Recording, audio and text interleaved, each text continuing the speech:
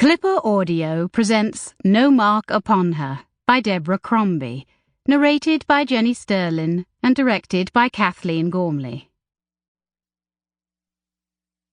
Chapter 1. The art of sculling is like any other art. It is perfected only with constant practice, so that each movement is graceful and is done correctly without thinking about it. George Pocock, Notes on the Sculling Stroke as performed by professional scullers on the Thames River, England. A glance at the sky made her swear aloud. It was later than she'd thought, darker than she'd realized. Since the clocks had moved back, night seemed to fall like a bludgeon, and there was a heavy wall of cloud moving in from the west, presaging a storm. Heart-thumping, she moved across the cottage's shadowy garden and through the gate that led out onto the Thames path. Tendrils of mist were beginning to rise from the water. The river had a particular smell in the evenings, damp and alive and somehow primeval. The gunmetal surface of the water looked placid as a pond, but she knew that for an illusion.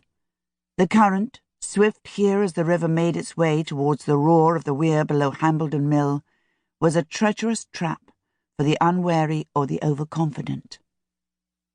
Breaking into a jog, Becca turned upriver towards Henley and saw that Henley Bridge was already lit. Her time was running out. "Bugger," she whispered, and pumped up her pace. She was sweating by the time she reached Leander, the most renowned of rowing clubs, tucked into the Remenham side of Henley Bridge. Lights had begun to come on in the dining room upstairs, but the yard was twilight and empty, the boat shed doors closed.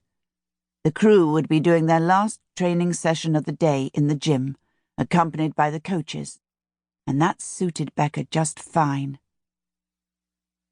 Opening the small gate into the yard, she went to the boat shed and unlocked the doors.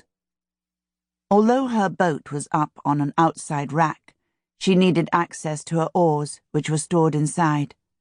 She flicked on the lights, then stood for a moment gazing at the gleaming yellow M-Parkers, the German-made boats used by most of the rowing eights. The shells rested one atop another, upside down, long, slender, and impossibly graceful. The sight of them pierced her like an arrow. But they were not for her.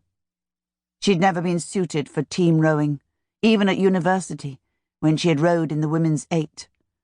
A gawky fresher, she'd been recruited by her college's boat club. Sample complete. Ready to continue?